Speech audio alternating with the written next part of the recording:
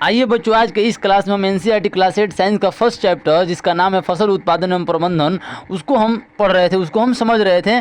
पिछले वाले वीडियो में हमने समझा था मिट्टी को तैयार करना, फसल को उगाने के लिए जिस मिट्टी में फसल को उगाना है उस मिट्टी को फसल के लायक कैसे बनाना है ताकि वो अच्छे से अच्छे फसल को उपजा सके, उसको हमने समझा था कि मिट्टी को कैसे तैयार किया जाता है। आज के इस वीडियो में हम समझेंगे कि मिट्टी तो हमने तैयार कर लिया बच्चों, अब मिट्टी तैयार करने के बाद जो औजार मतलब हथियार, जो उपकरण इंस्ट्रूमेंट खेती में इस्तेमाल होते हैं उसको हम समझेंगे।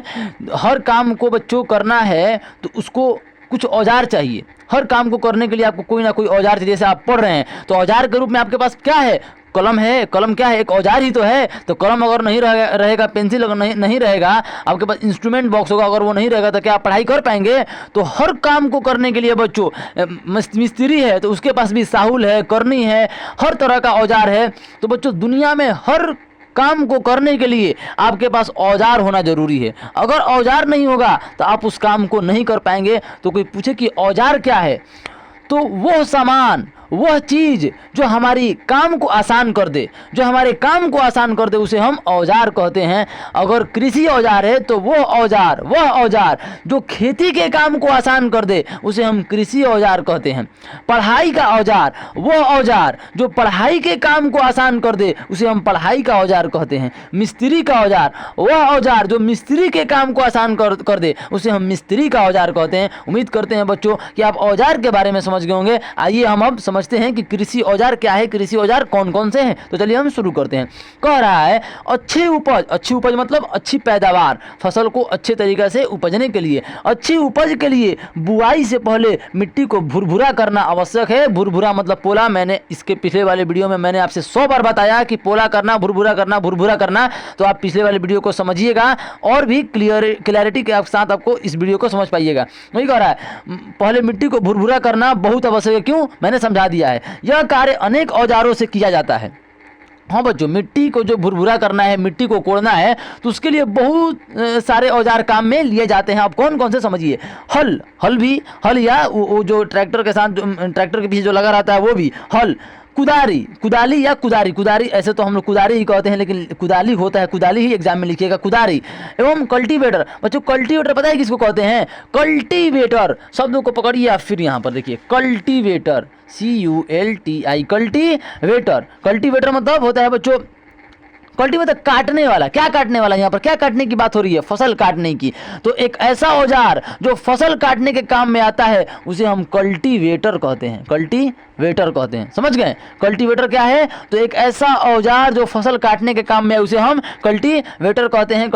लीजिए हम अंग्रेजी, आप कहेंगे कि मास्टर साहब को अंग्रेजी नहीं आता है। कल्टीवेटर यह कार्य अनेक औजारों से किया जाता है, जैसे हल, कुदाली, कल्टीवेटर इस कार्य में उपयोग किए जाने वाले प्रमुख औजार हैं, मतलब प्रमुख हथियार हैं इस काम को करने के लिए। कौन सा काम? खेती के काम को करने के लिए। आगे समझिए हल। आइए बच्चों हम हल, अब जो औजार यहाँ पर डिस्कस हुआ है उन औजारों को हम लाइन बाय लाइन समझते हैं कि वो क्या है, कैसे काम करते हैं। हल प्राचीन काल से ही, मतलब बहुत समय पहले से ही, प्राचीन काल से ही हल का उपयोग जुताई समझते हैं ना, मैंने बताया था आपको। खाद या उर्वरक दोनों एक ही है। बोथ आर सेम थिंग, गद्दा एंड राम सिंह।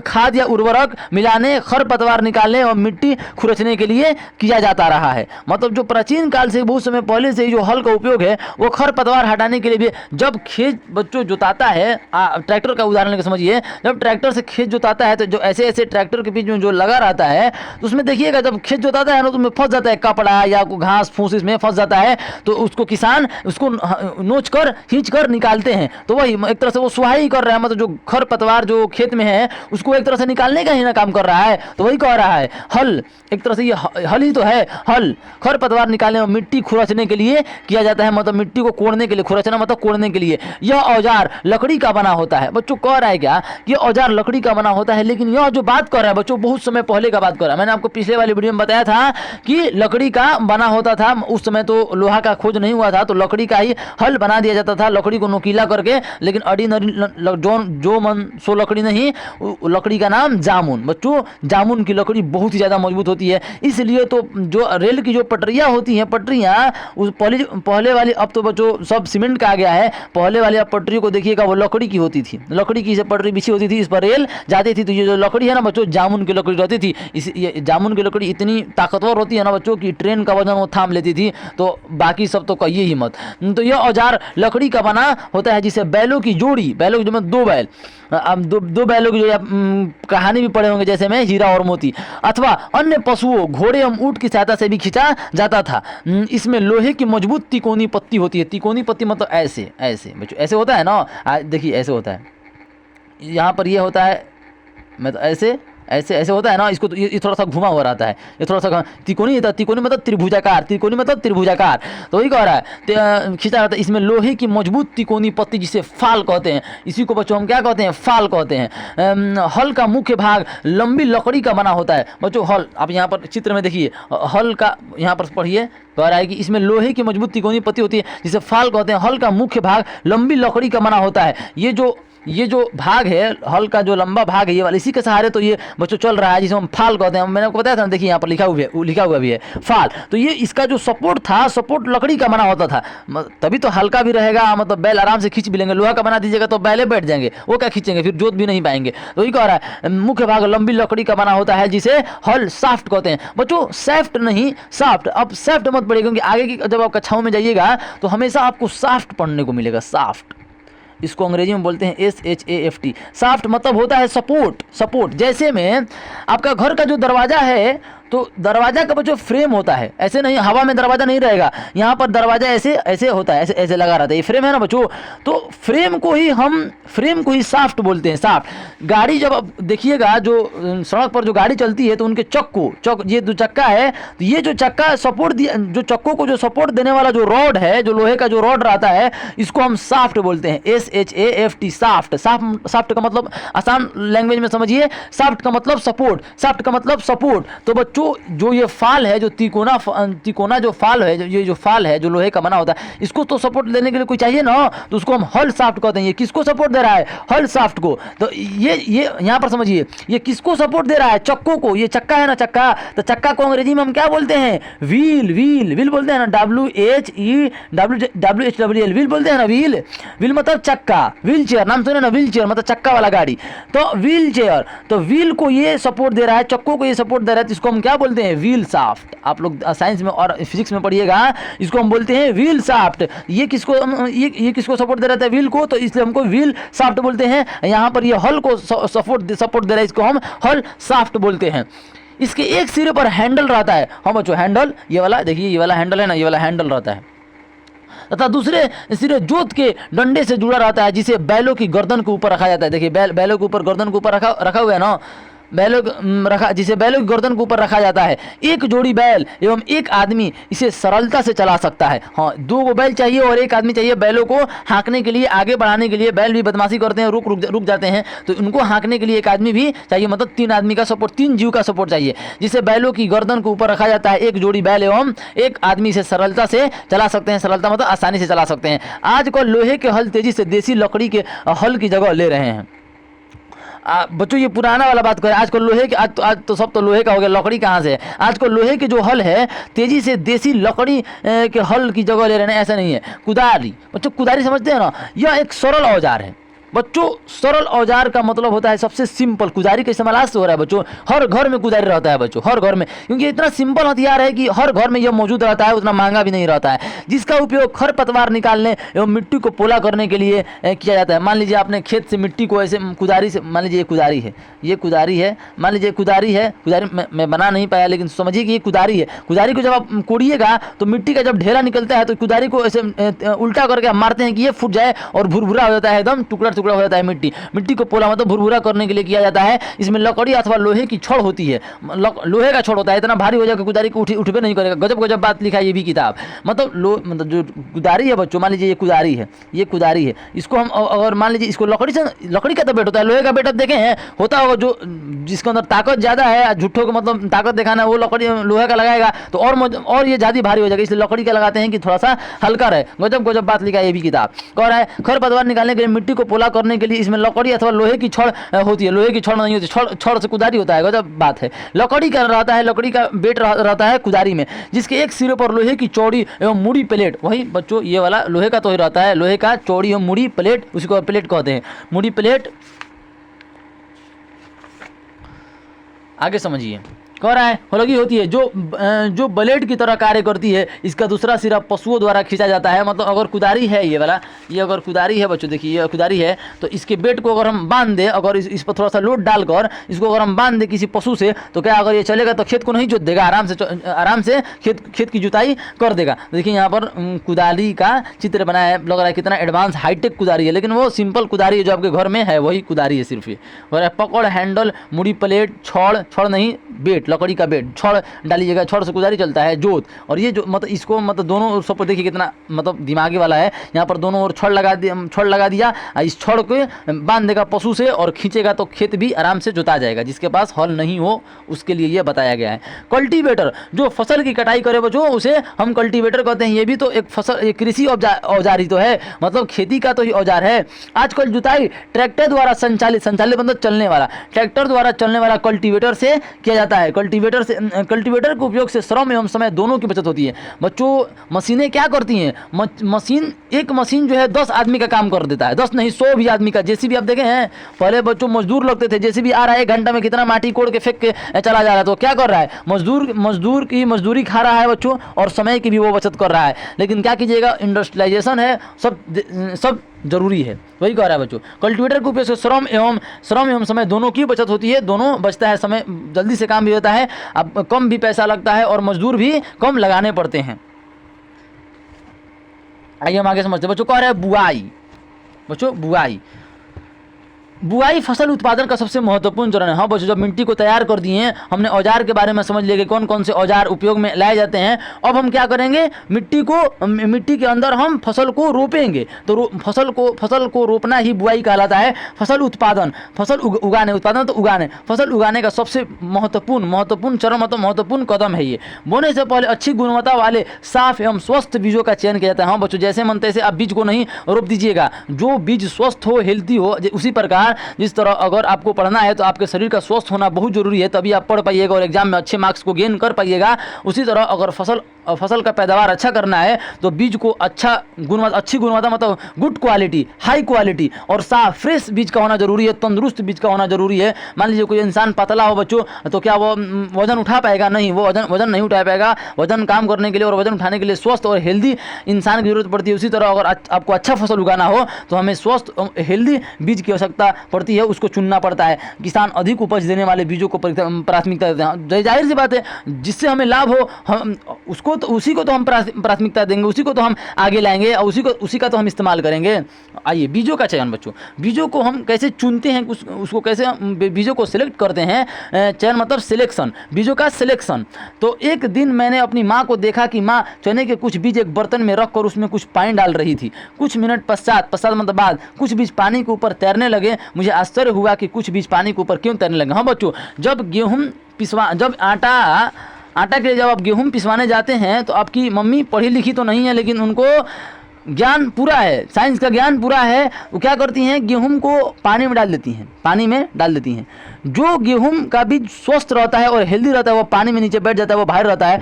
और जो खोखड़ रहता है, जिसको मतलब कीड़े मकोड़े खा गए हैं, वो अंदर से खोखड़ है, वो पानी के ऊपर तैरने लगता है बच्चों, पानी के ऊपर वो तैरने लगता है। तो जो पानी के ऊपर तैरने लगता है वो खराब बीज है, उसको हम छान के फिर निकाल देते हैं। और जो नीचे बैठ गया है वो हेल्दी बीज है, उसी को हम पिसवाने के लिए ले जाते हैं। तो जो ऊपर उठ गया वो खराब बीज, जो नीचे है वो स्वस्थ बीज। तो इस प्रकार हम बीजों का चयन करते हैं। आइए हम आगे पढ़ते हैं। कह रहा है क्या, कुछ क्रियाकलाप है बच्चों, आप घर पर कीजिएगा, इतना भारी क्रियाकलाप नहीं है कि आपको लैब की जरूरत पड़ेगी, इसे आप घर पर भी कर सकते हैं। कह रहा है एक बीकर, बीकर मतलब बर्तन, आप सिंपल लैंग्वेज में समझिए, बीकर टीकर मत समझिए, इतना साइंस को जिंदगी से जोड़कर पढ़ना है। बीकर मतलब बर्तन, एक बर्तन लेकर इसे पानी से आधा भर दीजिए, बर्तन लीजिए कोई सा भी, गिलास हो ना घर में, हाँ ले लीजिए, और उसे पानी से आधा भर दीजिए, इसमें एक मुट्ठी गेहूं के दाने डालकर भली भांति हिलाइए, और उसमें एक मुट्ठी गेहूं लीजिए, आपके घर में हो तो उसमें डाल दीजिए पानी, आधा गिलास पानी डालकर उसमें गेहूं डाल दीजिए, आप भली भांति हिलाइए, उसका अच्छा तरीका से उसे मिक्स कर लीजिए, कुछ समय इंतजार कीजिए। बीकर बच्चों जब हम पढ़ रहे थे तो बहुत ज़्यादा परेशानी होती थी, बीकर क्या है, ये कि बीकर मतलब बर्तन, सिंपल लैंग्वेज, बीकर मतलब बर्तन, बस ज़्यादा घुसना नहीं है, साइंस को ज़िंदगी से जोड़कर पढ़ना है, क्योंकि हम पढ़ते इसलिए कि ताकि हम अपनी ज़िंदगी को आसान बना सकें। ज़िंदगी को कठिन बनाने के लिए हम पढ़ाई नहीं करते हैं। ये हम क्यों पढ़ रहे हैं बच्चों, इसलिए पढ़ रहे हैं ताकि हमें पता चल सके कि फसल कैसे उपजाया जाता है, जो हम खा रहे हैं, जो हमारी प्लेट में जो खाना आ रहा है वो खाना कैसे आ रहा है, उसको हम समझें, ताकि कभी ज़रूरत हो ज़िंदगी के मोड़ पर अगर हमें उपजाना पड़े फसल, तो हम उपजाने में पीछे ना हो, बल्कि आगे कदम बढ़ा सकें। इसलिए हम ये चैप्टर को पढ़ रहे हैं। पढ़ाई का उद्देश्य ही सिर्फ ये है कि हम अपनी ज़िंदगी को आसान बना सकें। बहरहाल आइए, क्या कुछ बीज जल के ऊपर तैरने लगते हैं? जाहिर सी बात है, कुछ ना कुछ बीज तो जरूर जल के ऊपर आपको तैरते हुए मिल जाएंगे। जो बीज पानी में बैठ जाते हैं वे हल्के हैं या भारी हैं तभी तो वो बैठ गए हैं। क्षतिग्रस्त मतलब जो भी क्षतिग्रस्त का मतलब होता है खराब हो जाना। क्षतिग्रस्त बीज खोखले हो जाते हैं, अंदर से खोखला, जो चीज़ खोखला रहेगा, हल्का रहेगा, वही तो पानी के ऊपर तैरेगा, इस कारण हल्के होते हैं, अतः यह जल पर तैरने लगते हैं। अच्छे और स्वस्थ बीजों को क्षतिग्रस्त बीजों से अलग करने की एक अच्छी विधि है। अगर स्वस्थ बीजों को क्षतिग्रस्त बीजों से अलग करना है तो पानी में डाल दीजिए। धान को भी अगर बच्चों पानी में डालते हैं तो कुछ धान ऊपर आ जाते हैं और कुछ नीचे बैठ जाते हैं। जो नीचे बैठा वो अच्छा है, जो ऊपर आया वो खराब है। यह मतलब अच्छा बीज चयन करने का, सिलेक्ट करने का बहुत ही अच्छा मेथड है, जो बहुत समय पहले से चला आ रहा है। बुआई से पहले बीज बोने के औजारों के बारे में जानना आवश्यक है। हाँ बच्चों, मिट्टी को तैयार करने वाले औजारों के बारे में आपने समझ लिया, कुदारी, हल, आपने समझा ना, इसके पीछे वाली वीडियो मैंने आपको समझाया ना। अब बच्चों बुआई, जो हम खेत में बुआई करते हैं, बीज को रोपते हैं, तो रोपते टाइम हमको कौन कौन से औजार हथियार इस्तेमाल में लाया जाता है उसको हम अब समझेंगे। कह रहे हैं परंपरागत औजार। बच्चों परंपरागत बहुत हार्ड नाम है। परंपरागत क्या मतलब बच्चों? परंपरा, आपने घरों में सुना है परंपरा के बारे में? परंपरा कहते हैं घर में मम्मी पापा या बुजुर्ग लोग, ये हमारे घर की परंपरा है कि हमारे घर में कोई शराब नहीं पीता है। मतलब क्या कि हमारे घर में बहुत समय पहले से, जमानों से चला आ रहा है कि हमारे घर में कोई शराब नहीं पीता है, हमारे घर में कोई गलत काम नहीं करता है। हमारे घर की परंपरा है, हमारे घर का रिवाज है, हमारे घर का रिवाज है। उर्दू वाले बोलते हैं सुन्नत। दस्तरखान पर खाना खाना सुन्नत है। मतलब क्या? बहुत समय पहले से लोग दस्तरखान पर खाना खा रहे हैं, यह परंपरा है, यह रिवाज है। तो रिवाज को हम हिंदी में परंपरा बोलते हैं। तो बच्चों परंपरा यहाँ पर कैसा काम आया है? औजार, एक ऐसा हथियार जिसका इस्तेमाल हम बहुत समय पहले से करते आ रहे हैं। परंपरा, रिवाज मतलब बहुत समय पहले से हम करते आ रहे हैं, ऐसे औजारों को हम परंपरागत औजार बोलते हैं। तो कोई पूछे कि परंपरागत औजार क्या है, तो एक ऐसे औजार, परंपरा, उसको पहले आप समझाइएगा। देखो बच्चों, देखो भाई, परंपरा का मतलब होता है रिवाज, जिसका जो हमारे समाज में बहुत समय पहले से चला आ रहा हो। तो एक ऐसा औजार जिसका इस्तेमाल हम बहुत समय पहले से कर रहे हैं, ऐसे औजार को हम परंपरागत औजार कहते हैं। आइए समझते हैं। परंपरागत रूप से बीजों की बुआई में इस्तेमाल किया जाने वाला औजार कीप के आकार का होता है। बीजों को कीप के अंदर डालने पर यह 2 या 3 नुकीले सिरे वाले पाइपों से गुजरते हैं। ये सिरे मिट्टी को भेद कर बीज को स्थापित कर देते हैं। आप समझिए यहाँ पर कह रहे बच्चों, जब बीज को रोपना, हमारे जो गेहूं की बीज को आपको रोपना है, गेहूं आपको डालना है खेत में, तो बच्चों आप देखिएगा, कहीं आप जाइएगा बाइक से, खेत अगर बीच में दिखे तो आप देखिएगा कि कोई जो खेत होता है ना, उसमें अगर गेहूं रोपा हो, बड़ी लाइन से रोपा होता है बच्चों, बहुत लाइन बाई लाइन, एकदम लगता है कि कोई सरिया कर उसको रोपा है। कोई देखिएगा कि ऐसे ही मतलब जहाँ मन तहाँ रोपा रहता है। तो बच्चों जो सरिया के रोपा रहता है ना बच्चों, उसको डालने की एक प्रक्रिया है। देखिए कैसे होता है। पहले ज़माने का बात कर रहे हैं, परंपरागत मतलब पहले ज़माने से चला आ रहा है। पहले क्या होता था बच्चों की, मान लीजिए, देखिए यहाँ पर समझिए, चित्र को आप सबसे पहले समझिए। देखिए यहाँ पर ये किसान है ना, ये किसान भाई हैं। जब ये खेत जोता रहा है तो बच्चों यहाँ पर ऐसे डाल, देखिए कीप रहता था। कीप मतलब समझते हैं ना, किरासन तेल, जिसके घर में पहले किरासन तेल ललटेन होता था वो कीप रखता था जरूर। ऐसे कीप रहता है ना बच्चों, कीप। तो इसमें बीज को डाल दिया जाता था और ये पतली सी नली रहती थी और ये लगा दिया जाता था यहाँ पर बच्चों। ये जो कोड़ रहा है ना, यहीं पर लगा दिया जाता था और यहाँ से बीज को डाला जाता था। जब कोड़ता था यहाँ पर बच्चों, हल है मान लीजिए, जब हल जमीन को कोड़ता था तो जमीन तो कोड़ा रहा है, साथ में ये बीज भी यहाँ से से गिर रहे हैं और कुड़ा रहा है और मिट्टी से ये तोपा भी रहा है, तो पशु पंछी भी इसको, इस बीज को मतलब मिट्टी से तोपा गया तो पक्षी इसको खा नहीं पाते थे, नहीं तो ऊपर से छिड़क दीजिएगा तो आधा तो पंछी ही लेकर भाग जाएंगे। अब क्यों पछतात हो जब चिड़िया चुग गई खेत, वो यहीं से निकल कर आया बच्चों कि मान लीजिए आपको हड़बड़ी में ऊपर ऊपर डाल दिए बीज, चलो गए घर में आराम करने के लिए, तो सब पक्षी बीज चुन कर भाग जाएंगे, तो वही यहीं से निकल कर आया है। तो इसको तोपना बहुत जरूरी है, नहीं तो आधा तो पक्षी लेकर भाग जाएगा सब। तो जब ये कुड़ाता था ना, जब ये यहाँ से कुड़ाता था तो यहाँ से कीप के माध्यम से यहाँ से किसान ऐसे बीज डालते थे और यहाँ से गिरते जाता था और मिट्टी से तोपा जाता था। और ये लाइन बाई लाइन ऐसे ऐसे मान लीजिए खेत जोता रहा है, फिर दूसरा लाइन में खेत जोता रहा है, तो इसे लाइन बाई लाइन बीज को गिराया जाता था और लाइन बाई लाइन फसल ही होती थी। आज भी उसका उदाहरण है। तो आप कभी कभी खेत को देखिएगा तो लाइन बाई लाइन एकदम उसमें गेहूं की खेती हुई रहती है। वही यहाँ पर कह रहा है, देखिए पढ़िए। परंपरागत रूप से बीजों की बुआई में इस्तेमाल किया जाने वाला औजार कीप क्या करेगा, मैंने आपको अभी समझाया। बीजों को कीप के अंदर बीज को डाला जाता था। 2 या 3 नुकीले सिरे, मतलब पतले पतले पाइपें होती थी, ये सिरे मिट्टी को भेद कर बीज को स्थापित कर देते, मतलब बीज को अंदर डाल देते थे और वहाँ तोप देते थे ताकि जो पक्षी है उसको उड़ाकर खा ना सके। वही आगे समझिए। सीड ड्रिल, बच्चों सबसे पहले नाम को पकड़िए। सीड ड्रिल ये भी बच्चों एक औजार है जो बुआई में मतलब खेतों की रुपाई में काम आती है, जिसको हम बोलते हैं सीड ड्रिल। बच्चों ड्रिल का मतलब होता है बच्चों खोदना। अंग्रेजी आपका अगर बरियार हो तो आप मीनिंग अगर आप याद करते होंगे तो ड्रिल का मतलब क्या होता है, खोदना। नल जल योजना बच्चों आप सुने, बिहार में आया था नल जल योजना, उसमें सभी सड़कों को खोदा जा रहा था। एक ड्रिल ऐसे लंबी मशीन आई थी, इसको यहाँ पर एक हैंडल रहता था, इसको पकड़ के मतलब खोदा जाता था। यहाँ पर नोकीला रहता था एकदम, इसको खोदा जाता था तो ये जो सड़क है उसमें उसको छेद कर देता था, फिर इसमें पाइप को बिछाया जाता था। तो इसको हम क्या बोलते हैं, ड्रिल मशीन, खोदने वाली मशीन। ड्रिल का मतलब खोदना। अब बच्चों सीड का मतलब होता है बीज। एक ऐसी मशीन, एक ऐसी खोदने वाली मशीन जो बीज को उसमें डाल दे। ये जब ये खोदा जाता था तो इसमें तो डाला जाता था बच्चों पाइप को, लेकिन ये खोदा जा रहा है तो इसमें डाला जाएगा सीड को। मतलब अब पहले तो कीप के माध्यम से डाला जाता था, मैंने आपको समझा दिया कि ऐसे कीप रहता था, ऐसे कीप इसमें बीज को यहाँ से डाल दिया जाता था। लेकिन अब मशीन आ गया है, यहाँ पर इस मशीन को समझिए, देखिए यहाँ पर बीज डाला जाता है। ये पतली पतली बच्चों पाइपें दिख रही है ना, ये कोड़ेगा, ये पाइप यहाँ से निकल जाएगा बीज। अब मतलब वहाँ से बीज निकलेगा और ये जो है ना मिट्टी को बराबर करके बीज को ढक देगा और ये जो दिख रहा है आपको, इसी के माध्यम से बीज गिरेगा। तो इसको हम सीड ड्रिल बोलते हैं। सीड एक ऐसी ड्रिल करने वाली मशीन, एक ऐसी खोदने वाली मशीन जो बीज को डाल दे, बीज को खोद कर जमीन खोद कर बीज को अंदर डाल दे, ऐसी मशीन को हम सीड ड्रिल बोलते हैं। तो कोई पूछेगा कि सीड ड्रिल क्या है, सीड मतलब बीज, ड्रिल मतलब खोदना। जो जमीन को खोद कर बीज को अंदर डाल दे उसे हम सीड ड्रिल मशीन कहते हैं। यहीं से बीज गिराया जाता था, इसमें पूरा बीज भर दिया जाता था और इसमें यहाँ से गिराया जाता था और ये कोड़ने वाला है और यहाँ से बच्चों ये जमीन को बराबर कर देगा ताकि पंछी उस बीज को खा ना सकें। उसी को हम बोलते हैं सीड ड्रिल। बच्चों मैंने आपको जो समझाया ना यही लिखा है, इसमें कुछ अलग बात नहीं लिखा है, समझिए। आजकल बुआई के लिए ट्रैक्टर द्वारा संचालित, इसको ट्रैक्टर से खींचा जाता है। देखिए ये है ना ट्रैक्टर से को बांध दिया जाता है। ट्रैक्टर से चलने वाली सीड ड्रिल का उपयोग होता है। इसके द्वारा बीजों में समान दूरी एवं गहराई पर बनी ये जो है मतलब निश्चित, अभी मैंने को बताया ना, आप जाइएगा तो लाइन बाई लाइन एकदम रहता है, एकदम फिक्स दूरी, एकदम जितना इसके बीच की दूरी है उतना ही इन दोनों के बीच की दूरी रहेगी, फिक्स दूरी। वही कह रहा है यहाँ पर, समझिए। सुनिश्चित करता है कि बुआई के बाद बीज मिट्टी द्वारा ढक जाएंगे और मिट्टी द्वारा ढकना जरूरी है, नहीं तो अब क्यों पछतात हो जब चिड़िया चुग गई खेत। इससे बीजों को पंछियों द्वारा अभी मैंने आपको बताया, इससे बीजों को पंछियों द्वारा खाए जाने से रोका जा सकता है। सीड ड्रिल द्वारा बुआई करने से समय एवं श्रम दोनों की ही बचत होगी। ये भी मशीन है, फट से ना किसी काम को कर देगी, तो ये इसमें क्या, इसमें समय की भी बचत है और ये श्रम मतलब लेबर भी इसमें कम लगते हैं। अब तो मशीन है बच्चों, इसमें डाली है ना तो एक को मतलब 8-10 आदमी रहते थे जो बीज को डालते थे और अच्छी तरीके से मिट्टी से ढक देते थे ताकि पंछी उसको खा ना सकें।